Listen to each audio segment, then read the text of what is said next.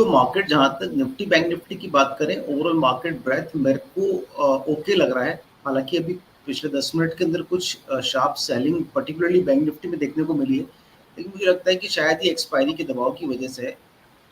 Nifty जब तक 22,200 के ऊपर ट्रेड करना स्टार्ट नहीं करता है, अब तब तक मैं नहीं बोलूंगा कि अभी तेजी बनाए। 22,200 के ऊपर निकलता है तो डेफिनेटली निफ्टी के अंदर यहाँ से तेजी की जा सकती है 22,300 22,400 के टारगेट के लिए। तो शॉर्ट टर्म के लिए मेरे 22,200 22,200 के ऊपर 22,400 तक के टारगेट है। 22,400 अगर एक बार क्रॉस कर देता है तो मुझे वहां से और इंक्रीमेंटल तेजी नजर आती है, जो शायद मार्केट को 22,800 के पार लेके जा सकती है। तो अभी मेरा व्यू निफ्टी में ये है कि 22,200 जब तक वापस से निफ्टी रिक्लेम नहीं करता, मॉर्निंग से हम इसके ऊपर ही बने हुए थे, 22,200 को अभी हमने एक शार्प कट के साथ में सेल ऑफ मारा है। तो 22,200 के ऊपर ही अब नई तेजी करें। 22,200 के ऊपर अगर निकलता है 22,300 22,400 के इंट्राडे टारगेट और उसके ऊपर सस्टेन करता है तो 22,800 तक के लेवल में निफ्टी में देखता हूँ। बैंक निफ्टी बहुत इंटरेस्टिंग लेवल के ऊपर है। 47,850 को बैंक निफ्टी बार बार टच करके रिजेक्ट कर रहा है और वहां के ऊपर की क्लोजिंग बहुत कन्विंसिंगली तरह से दे नहीं पा रहा है। बहुत क्रिटिकल स्तर है 47,850 का। 47,850 के ऊपर मैं बैंक निफ्टी के अंदर काफी बड़े लक्ष्य रखता हूँ, शायद हम 50,000 की तरफ बढ़ रहे हैं। बैंक निफ्टी के लिए बहुत क्लियरली जो क्रिटिकल नंबर निकल के आता है वो आता है 47,850। 47,850 के ऊपर बैंक निफ्टी के अंदर मेरा तेजी का व्यू है 50,000 तक के टारगेट के लिए आने वाले 5 या 7 दिन के अंदर। लेकिन अगर बैंक निफ्टी 47,850 को क्रॉस करके ट्रेड करना स्टार्ट नहीं करता तो शायद हम एक बार 47,600 तक के लेवल बैंक निफ्टी के अंदर आते हुए देख सकते हैं। और अभी का व्यू मेरे लिए स्ट्रक्चर वाइज कोई बहुत बड़ी खराबी नहीं है, लेकिन मैं क्रिटिकल नंबर को ज्यादा फॉलो करता हूँ। तो बैंक निफ्टी 47,850 के ऊपर बाय करें और निफ्टी 22,200 के ऊपर बाय करें जी। और ये वही है जिसमें एक स्पेशल शो भी किया था कि 22,222 बाजार के अंदर में कितना इम्पोर्टेंट है। तो क्योंकि न्यूमरोलॉजी और वाले हिसाब से हमने 22,222 किया था, लेकिन उसके आसपास में जो भी टेक्निकल लेवल्स हैं वो भी बहुत दूर नहीं है और वो इम्पोर्टेंस आज फिर रेलिवेंट हो गई है, वो दिख रही है, उसकी रेलिवेंस दिख रही है उस आंकड़े की, उस नंबर की, और उसी के आसपास हम होवर कर रहे हैं। एक बार राकेश जी से समझते हैं कि किस तरीके से देख रहे हैं इस वोलेटिलिटी को। राकेश जी, रेंज में ही है, रेंज के अंदर में कुछ बहुत मेजर नहीं हो रहा है। जो वोलेटिलिटी आती है तो बड़ी आती है, यानी अब थोड़ी सी जो रेंज है कह सकते हैं कि वो बड़ी है, लेकिन है हम उसी रेंज के अंदर में, उसी दायरे के अंदर में। तो क्या ये दायरा हम तोड़ पाएंगे या अभी हमें 4 जून का इंतजार करना पड़ेगा? देखिए, जिस तरीके से वोलेटिलिटी मार्केट में है वो मुझे लगता है वोलेटिलिटी अभी और बढ़ेगी।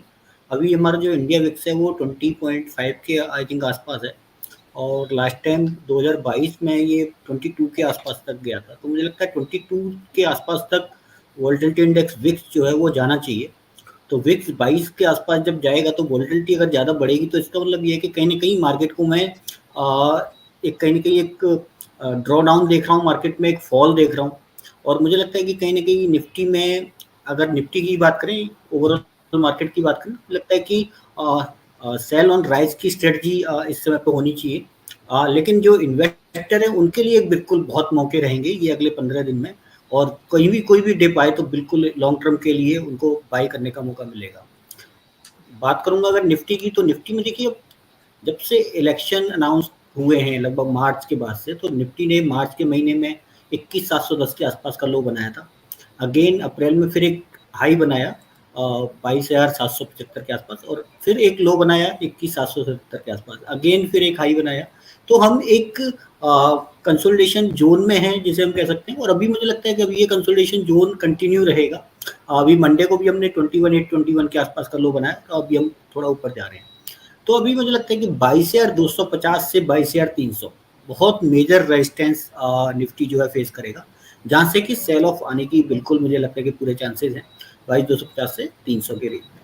और नीचे की तरफ कहीं ना कहीं अगेन निफ्टी जो है 22,000, 21,900, 21,800 ये लेवल दोबारा से आपको निफ्टी में देखने को मिल सकते हैं। तो ओवरऑल अगर मैं अगले एक वीक की बात करूँ, 2 वीक की बात करूँ, तो मुझे लगता है कि 22,300 और 21,800 ये एक ब्रॉड रेंज निफ्टी में आने वाले टाइम के लिए रह सकती है।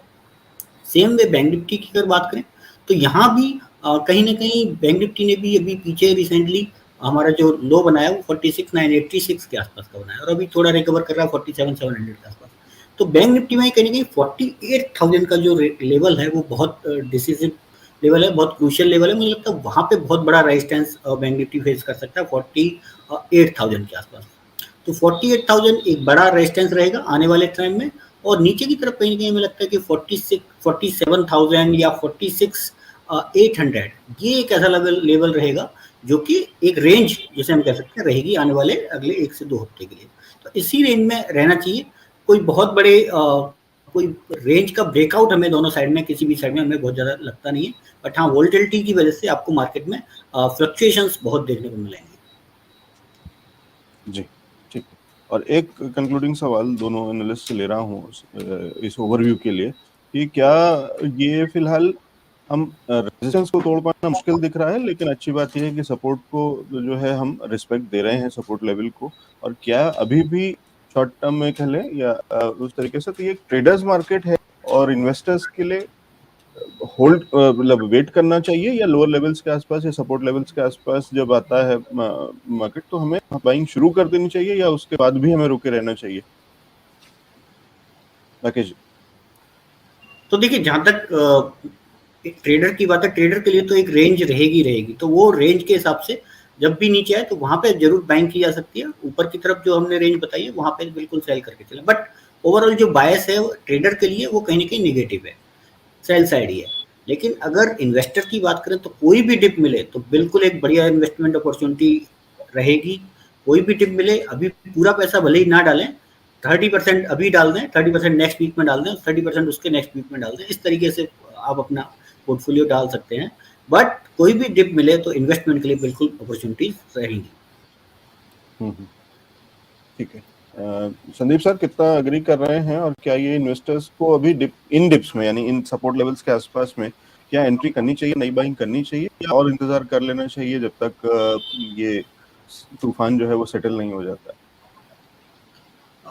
तो एलेक्स बहुत अच्छा क्वेश्चन है आपका, और मैं इस बहुत अच्छे क्वेश्चन का बहुत जनरल जवाब नहीं देना चाहता। देखिए मार्केट में 10,000 काउंटर है, और 10,000 काउंटर में से हर काउंटर कोई ना कोई आपको एक दिन बढ़ता है एक दिन घटता है। तो ट्रेडर के लिए और इन्वेस्टर के लिए दोनों के लिए इस मार्केट के अंदर सेम डे बाइंग की अपॉर्चुनिटी होती है और सेम डे सेलिंग की अपॉर्चुनिटी होती है। पॉइंट ये है कि आप मार्केट को किस तरह से अप्रोच करते हैं। क्या आप टिप के बेसिस के ऊपर मार्केट को ले रहे हैं, या आप किसी से एक्सपेक्ट कर रहे हैं कि कोई वो आपको कोई नॉलेज दे देगा और आप उसके ऊपर ट्रेड कर लेंगे। तो ये मार्केट को अप्रोच करने का बहुत गलत तरीका है। पॉइंट ये कि आप अपनी लर्निंग को कहाँ पर एस्टेब्लिश करते हैं। क्या आपको पता है कि निफ्टी के अंदर एफआई ने क्या रेंज बनाई है, क्या मदर रेंज बना हुआ है, कहाँ पर एक्सपायरी लेवल्स होने वाले हैं, कौन कौन से इंडेक्स के अंदर आपको मोमेंटम दिख रहा है, कहाँ पर एफआई के रेड फ्लैग्स बने हुए हैं, क्या न्यूमरोलॉजी बोल रही है। अगर आपको इन सब चीज़ों की नॉलेज नहीं है ना, तो ये बहुत डिपेंडेंट मार्केट है, वो डिपेंडेंसी मार्केट के अंदर आपको बड़ा पैसा बनाने के काबिल नहीं बनाएगी। तो मेरा बहुत क्लियर व्यू है कि मार्केट के अंदर आपको लर्निंग के ऊपर फोकस करना चाहिए। मैं अभी 3 दिन पहले की बात बताता हूँ। अडानी एंटरप्राइज के अंदर जब 2800 रुपये चल रहा था तो इंट्राडे के अंदर एफआईआईज ने 45 करोड़ रुपीस की पोजीशन बनाई है। ये उस समय बनाई है जब मार्केट कंटिन्यूसली नीचे था और शायद हम 21,800 के आसपास होवर कर रहे थे, राइट। उस समय आता है एफआईआई और वो उठ के 45 करोड़ का मार्जिन की पोजीशन डिप्लॉय करके मार्केट के अंदर चला जाता है। अडानी एंटरप्राइज के एक लॉट को ट्रेड करने के लिए फ्यूचर या एफ एंड राइटिंग पोजीशन के अंदर ट्रेड करने के लिए आपको 5.5 लाख के आसपास का मार्जिन चाहिए। तो बड़े लोग कहाँ पर पोजीशन बना रहे हैं, अगर आपको इस चीज का पता नहीं है तो आप किसी भी हालत के अंदर मार्केट की कोई सी भी कंडीशन हो, चाहे वो बुल फेज हो, बियर फेज हो, या फिर नो ट्रेड जोन हो, आप मार्केट के अंदर बहुत बड़ा या बहुत सिग्निफिकेंट या एक एज ए प्रोसेस पैसा नहीं बना पाएंगे। मैं स्टॉक मार्केट को एज ए इवेंट मनी नहीं देखता, मैं मार्केट को एक सस्टेनेबल प्रोसेस मनी की तरह देखता हूँ। उसके लिए मुझे लगता है कि जब तक आप सरस्वती जी का हाथ नहीं थामेंगे तब तक लक्ष्मी जी आपके ऊपर मेहरबान नहीं होगी। तो आपको कहीं ना कहीं मार्केट को बहुत अलग तरीके से देखना होगा।